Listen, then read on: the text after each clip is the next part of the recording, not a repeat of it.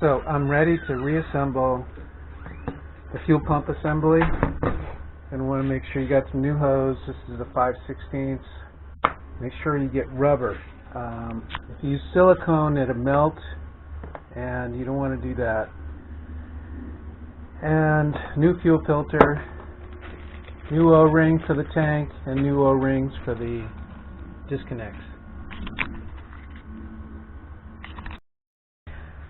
Alright, so you want to cut yourself 3 pieces of hose, about the same as the other one. I might have to trim a little off that, but yeah, just get 3 new pieces. You don't reuse these, unless you replaced them not that long ago, because you can tell they're cracked. They're pretty much done. So you want to reinstall the fuel pump. Pretty simple. Just do the reverse of the way it came out. Alright, so what I did next is I put on the fuel filter. This is a brand new one, and it'd just be easier to put that on now.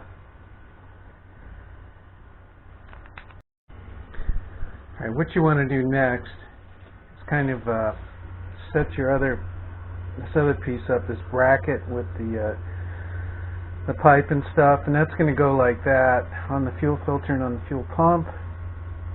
And this is the hole, this bottom hole down here is for the return, and the top hole is to secure it to that hex nut.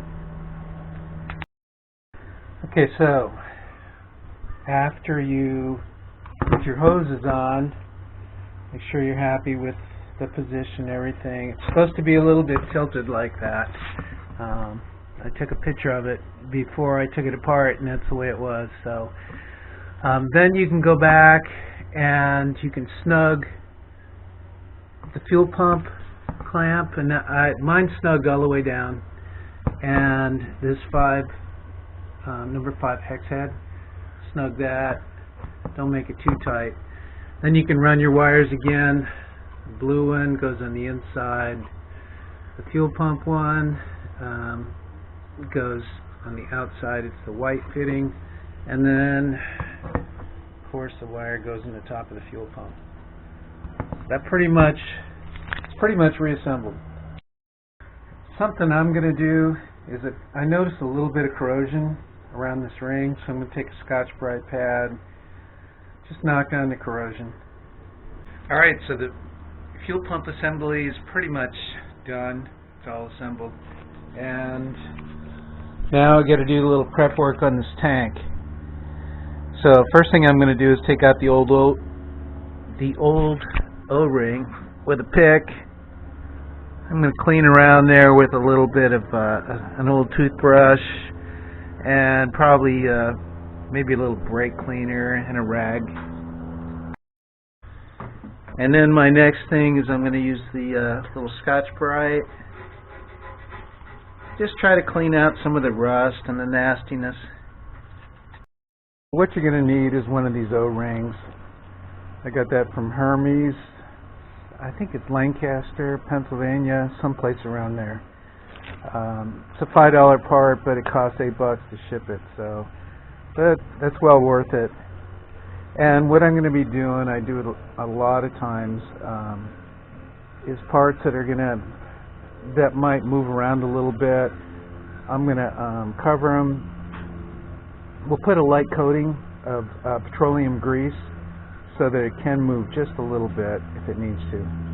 Alright, so I'm also going to apply a light coat of petroleum jelly all around where you can tell where the old ring matched up.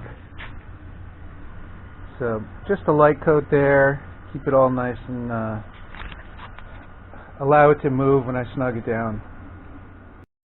Okay, so that's all greased up, good to go. We'll see if we can get it in there.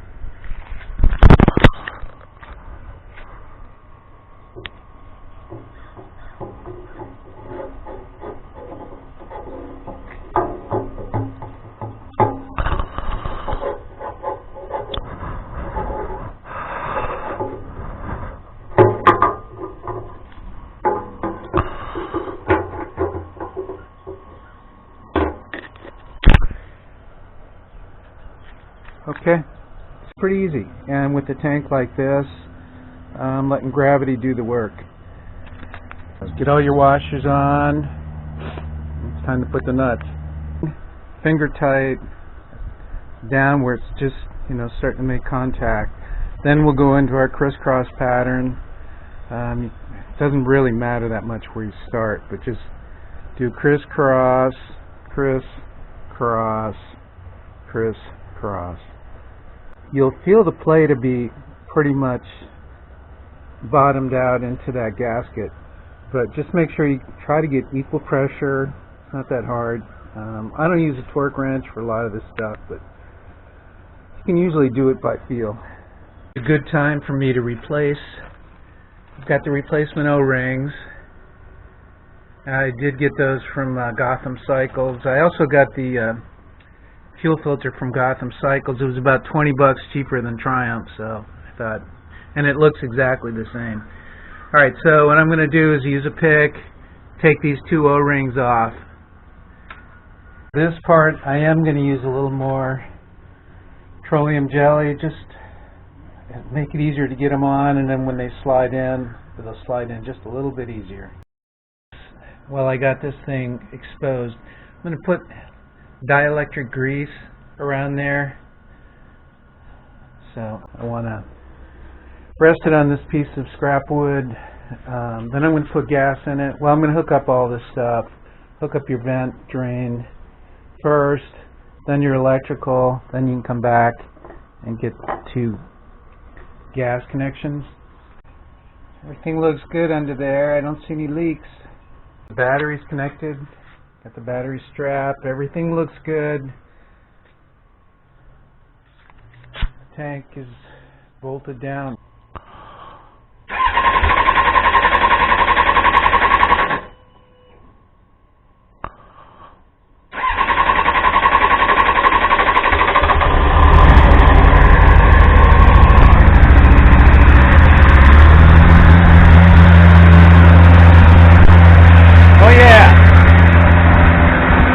So, I'm very stoked about the bike running. Everything's, I got all new parts, pretty much new. A lot of new parts. The fuel pump's not new, but it still seems like it's going good. It's really not that hard of a job. You just have to take your time. If you follow my steps, you should be able to do it.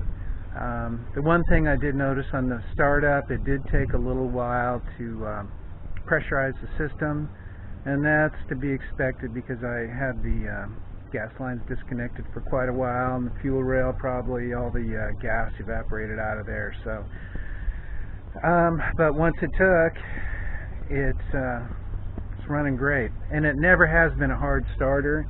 It's always started right up. So I think that was just that's a one-off deal. But anyway, that's how you do it. It was a lot of fun. I love working on my bike, and I hope this helps somebody out. So thanks for watching.